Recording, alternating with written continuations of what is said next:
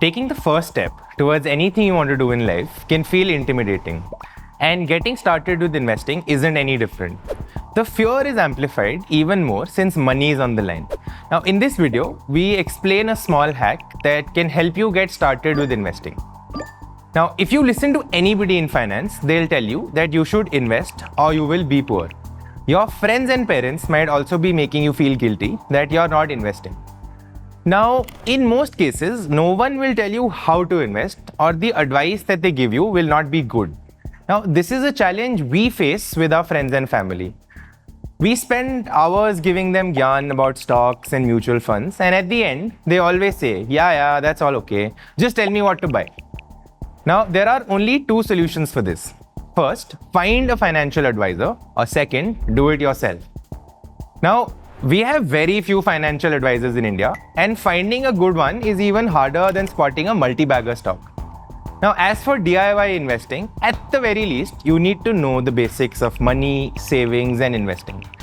Now, the problem here is that most people don't want to learn the basics, and the odds are that they will end up taking the wrong advice from the wrong people, selling impossible dreams on social media and elsewhere. So, what's the solution? See, sadly, there's no magic bullet, but we have a small hack. Now, as a disclaimer, just to be clear, it might not work for everyone, but it's one way of getting over the fear of starting to invest.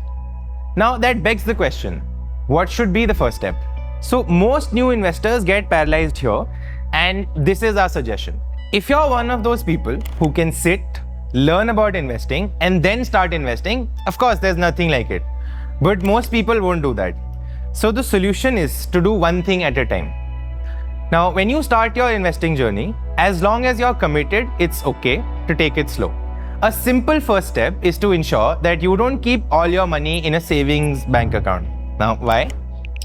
See, most banks just pay an interest rate of about 3% on savings account. So the first step, of course, is to figure out how to earn more than your savings bank account. Now, most people recommend bank fixed deposits, and to be honest, there's nothing wrong with them.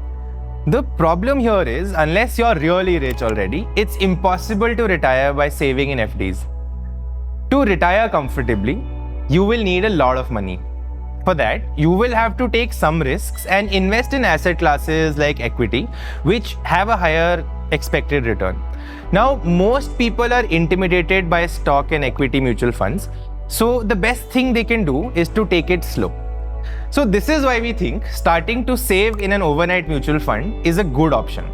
Now, overnight funds are the least risky category of debt mutual funds. So what's an overnight fund? So overnight mutual funds are very short-term debt funds that offer returns similar to those of fixed deposits. Now, they are offered by asset management companies like HDFC, ICICI, etc. These AMCs collect money inside overnight mutual fund schemes and then lend the money to banks, corporations, and other institutions. Now, this money is only lent for one day, and it's mostly fully collateralized. So the fund gets its money back every day and then lends it out. Since the maturity is just one day, there is no interest rate risk and negligible default risk. So why overnight mutual funds? See, one way of learning new things is by doing them. And this is my personal experience as well. When I started investing in mutual funds, I knew very little and made some obvious mistakes. But the fact that I was investing and I had some money at stake meant that I had an incentive to learn. So I took some time, but then I learned the basics and figured out what works for me. So if you think about it, you will realize that it's the same with a lot of your hobbies as well. So when you invest in an overnight fund, you are indirectly investing in the stock market. Now, once you invest in an overnight fund, you've already taken the first step towards investing in the markets.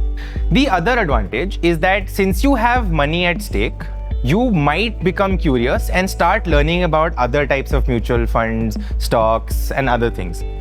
Now, because you eventually have to invest in stocks or equity mutual funds, investing in an overnight fund is a very reasonable first step in that journey. Now, the reason behind saving in an overnight mutual fund isn't to become rich. Frankly, you can't. The idea is to take the first step in the stock market, which can push you to learn more and invest better. Now, this is a good way to force yourself to learn about investing Yeah, of course, this won't work for everyone, but there aren't perfect solutions for getting more people to invest. So how to pick an overnight fund? Now, you don't have to think so hard. Just open the Coin app, sort these funds by AUM, and choose the biggest fund. That's it. A lot of other companies and institutions use the largest funds to keep their own money. So the AMCs have an incentive to ensure that the money in these funds is well managed. That doesn't mean that the risk is zero, but the largest funds are as safe as they can get. Now, to learn more about savings and investing, check out Zerodha Varsity. The links are available in the description.